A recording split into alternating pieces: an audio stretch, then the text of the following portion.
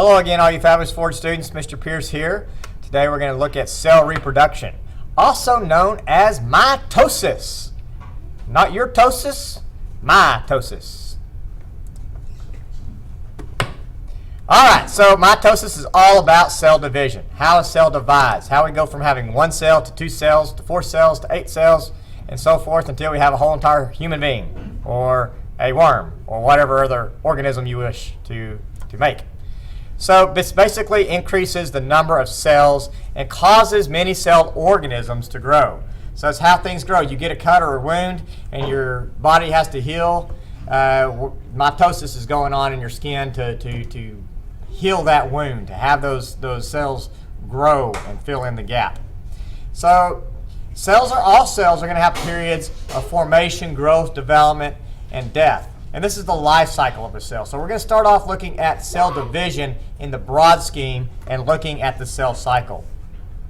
So most of the life of a cell is spent in the period of the life cycle called interphase. So most eukaryotic cells are going to do in this. This is where they're going to grow. They're going to get bigger, stronger. They're going to do their jobs, develop, and do all that fun stuff.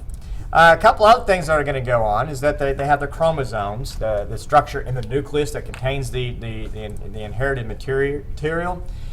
During interphase, the actual cell is going to copy its DNA.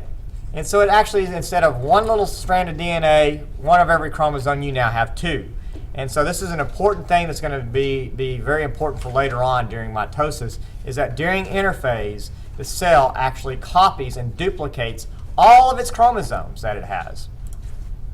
So after interphase, the nucleus is again then going to divide, and the cytoplasm is going to separate to form from one cell. We end up with 2 cells.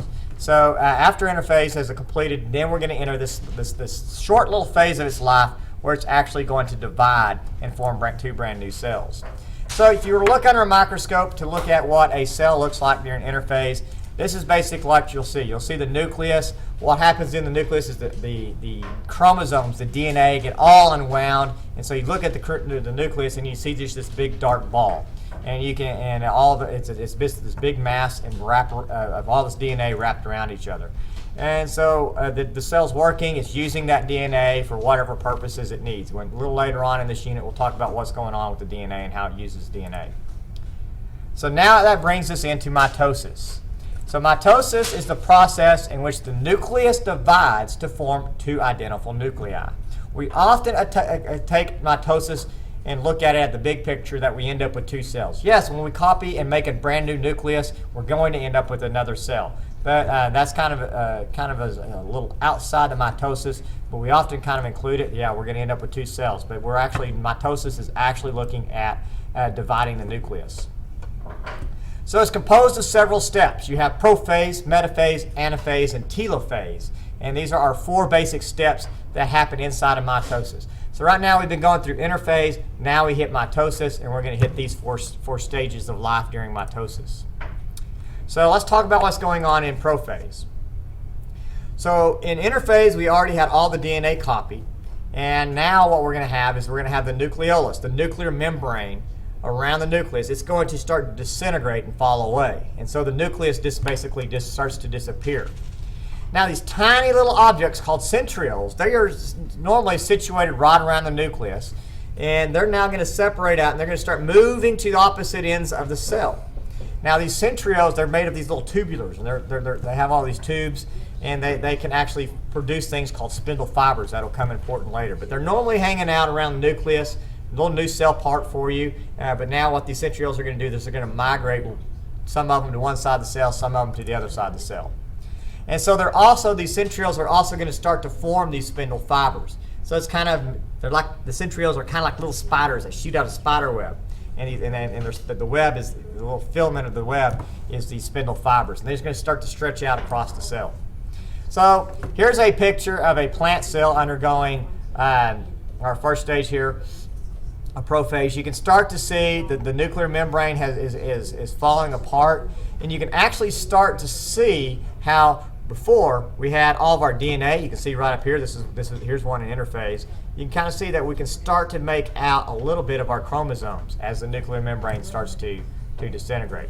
And in the process, you're going to have these little centrioles moving out away from the nucleus. Now, one quick thing, we only have centrioles in plant or in animal cells. They're not used in plant cells. So the next stage is metaphase. And this is where pairs of chromatids, so we've copied our DNA, and we have, for example, we're all familiar with the X and Y chromosome. Maybe we have two Y chromosomes, and the Y chromosome has been copied, and you have two Y chromosomes lined up, and and we call that a chromatid. These two identical chromosomes, and they're connected, and they're going to line up. They're going to start to line up in the middle of the cell. So these little spindle fibers from the centrioles on the either side of the cell have shot these little fibers out to the chromatids and are now positioning and lining them up in the middle of the cell. So you can see right here, here's an animal cell undergoing this. You can see these little fibers coming out from the centrioles. And here, centrioles will be right here, and you can see the fibers are going out in all directions.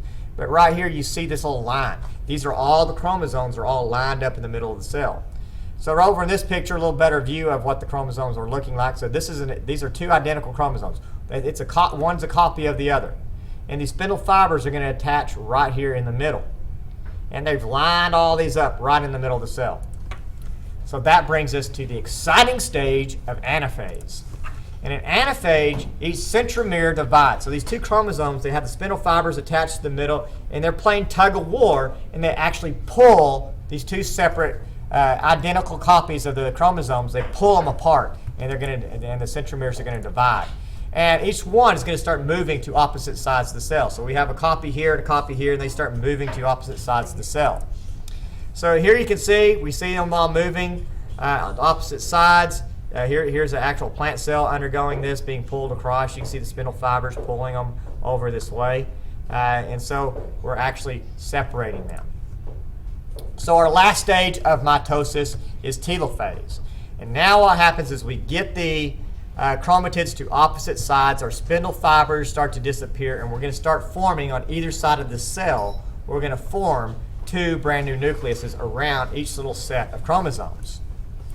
So you can see right here, our chromosomes are starting to form, or on either side, our spindle fibers are disappearing, and we're going to start to develop right around each one of these little nucleus. We're going to develop a nuclear membrane around them. At this time, another event happens called cytokinesis, in which the cell will divide. So our results of mitosis is each of your body cells, except sex cells, have the same number, have 46 chromosomes. So in your skin, right here, each cell has 46 chromosomes. Well, what happens in mitosis is that we end up, when we have this happen, we've copied the DNA, we separate it out, and we end up with two cells with 46 chromosomes. So this allows for growth and development of worn out and damaged cell parts. This is a form of asexual reproduction. Last year in science, in 7th grade science, you learned about asexual reproduction and how you end up with something that's an exact copy or a replica of the parent. Well, that all happens through mitosis. Mitosis is this. So a new organism is produced from a parent organism. And so this is actually going to be an identical copy to the parent. So from one cell, you get two identical cells. And an organism with no nucleus divides into two identical organisms by fission. So this is an example of how we have fission. Fission is actually an example of mitosis. Budding would be when something grows out the side. That is also an example of mitosis. You're growing. And then regeneration, you grow a new body part from an old one. These are all examples of asexual reproduction, and that all happens with the aid of mitosis. Okay, thank you very much. Hope you learned a lot. What did you just do?